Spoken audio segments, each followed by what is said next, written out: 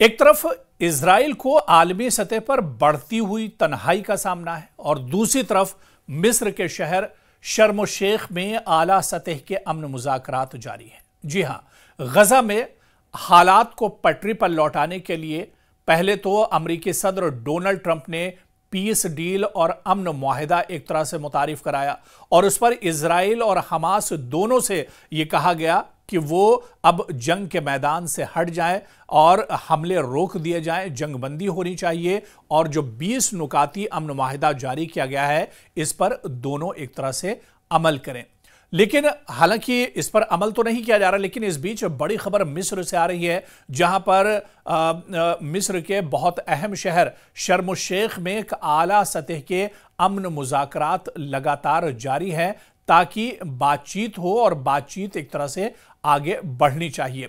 दरअसल इसके पीछे बहुत सी चीजें हैं। जैसा कि हमने कहा कि इजराइल की आलमी सतह पर आप देखिए कि वो तनहा पड़ता जा रहा है। अब इजराइल को लेकर पूरी दुनिया में एहतजाज हो रहे हैं, इजराइल के खिलाफ आवाज उठाई जा रही है। इजराइल को पहले ही दुनिया भर में सिफारती दबाव का सामना है और अवामी एहतजाज का सामना भी उसको बड़े पैमाने पर करना पड़ रहा है।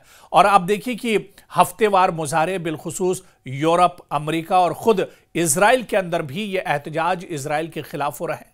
अक़वाम मुत्तहिदा, यूरोपीय यूनियन और इस्लामी दुनिया की जानिब से इजराइल की पॉलिसियां मुसलसल तनकीद का निशाना बन रही हैं।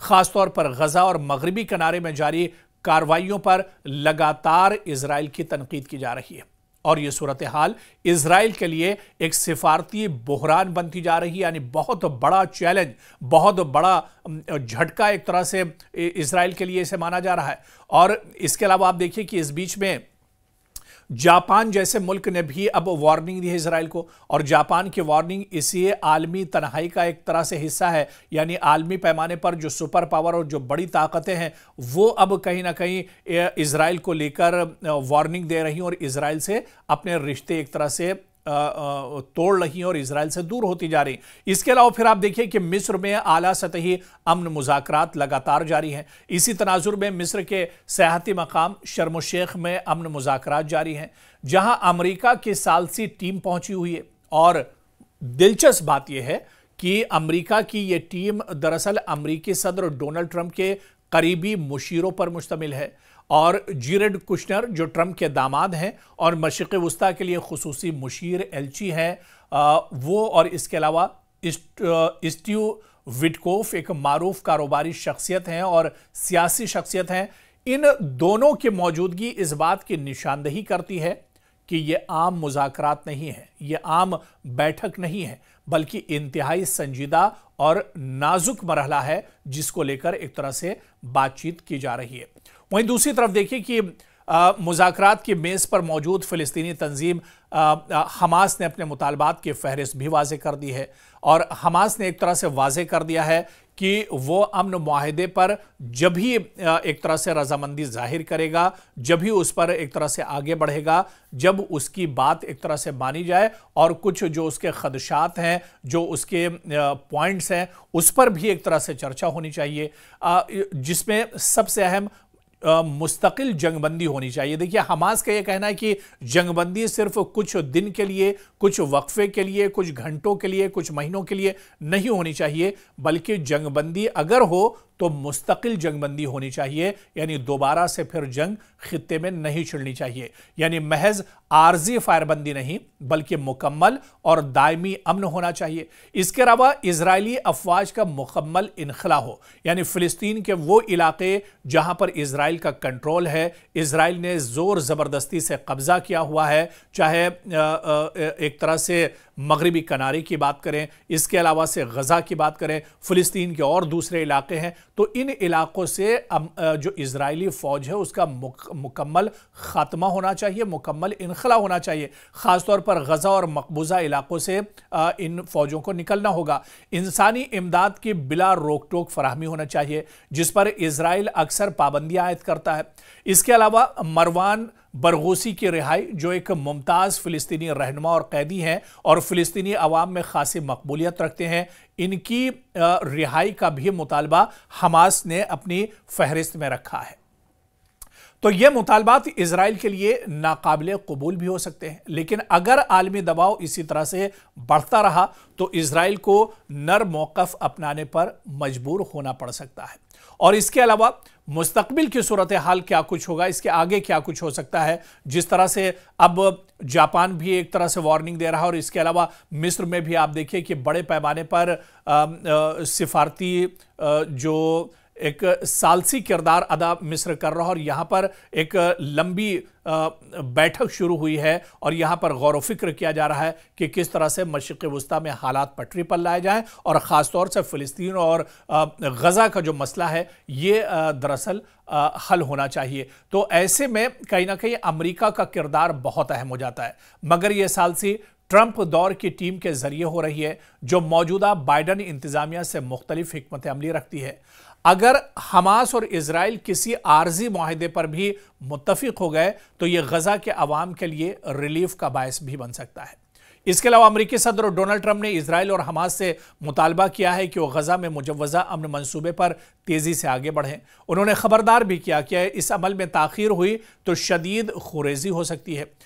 और यह बयान आप देखिए कि ऐसे वक्त में आया है जब इजराइल और हमास के दरमियान मिस्र में जंगबंदी मुज़ाकरात हो रहे हैं और दोनों फरीक मोहतात उम्मीद के साथ मुमकिना सीज़फायर की तरफ तेजी से बढ़ रहे हैं। इसके अलावा आप देखिए कि ट्रुथ सोशल पर एक पोस्ट में डोनाल्ड ट्रंप ने कहा है कि हफ्ते के अख्ताम पर हमास और दुनिया भर के कई ममालिक अरब, मुस्लिम और दीगर के साथ गजा में जंग के खात्मे और यरगमालियों की रिहाई के सिलसिले में मुस्बत बातचीत हुई है। उन्होंने कहा कि मशरिक़ वस्ता में देरपा अमन की ख्वाहिश पर संजीदा गुफ्तगू हुई है और माहौल बहुत मुस्बत रहा है। ट्रंप ने मजीद कहा कि ये मुज़ाकरात काफ़ी कामयाब रहे और तेज़ी से आगे बढ़ रहे हैं। तकनीकी टीमें उन्होंने कहा कि दोबारा मिस्र में मुलाकात कर रही हैं ताकि हतमी नुकात पर एक तरह से बातचीत हो सके। यानी बातचीत का सिलसिला लगातार जारी है और ये कहा जा रहा है कि मिस्र में अब जो बातचीत हो रही है, क्योंकि जब जब हमास और इजराइल के दरमियान सालसी हुई है उसमें कतर का बहुत अहम किरदार रहा है, मिस्र का किरदार बहुत अहम रहा है, इसके अलावा तुर्की का किरदार बहुत अहम रहा है और अमेरिका तो लगातार सालसी कर रहा है, क्योंकि अमेरिका का किरदार दरअसल पता नहीं चल पा रहा है। अमेरिका एक तरफ इजराइल के साथ भी खड़ा रहता है, उसकी लगातार पुष्टपनाही भी करता रहता है और दूसरी तरफ आप देखिए कि वो बातचीत के लिए और अमन के लिए भी एक तरह से कोशा रहता है। तो अमेरिका भी कहीं ना कहीं देखने को जो देखा जाए उस तरह से सालसी जरूर कर रहा है, लेकिन उसकी नीयत पर एक तरह से भरोसा नहीं किया जा सकता है। और कहीं ना कहीं यही वजह है कि हमास बहुत फूक फूक पर कदम रख रहा है, फिलिस्तीनी जो अथॉरिटी है वो बहुत फूक फूक कर कदम रख रही है और सभी जानते हैं, दुनिया अब एक तरह से जान चुकी है कि इजराइल के साथ साथ अमेरिका की भी नीयत सही नहीं है। अमेरिका भी दरअसल गजा पर एक बुरी नीयत लगाए बैठा हुआ है और इसी वजह से कहा जा रहा है कि एक तरफ इजराइल पूरे गजा पर कंट्रोल करना चाह रहा है, बल्कि इजराइल की नीयत तो मशरिक़ वस्ता के कई इस्लामी ममालिक पर भी टिकी हुई है और इजराइल दरअसल उसका जो ख्वाब है ग्रेटर इजराइल का, उसे मुकम्मल करने की तरफ ये पेशकदमी एक तरह से हुई है और गजा की ये जो पूरी लड़ाई है ये इसी से दरअसल जोड़कर माहिरीन देखते हैं।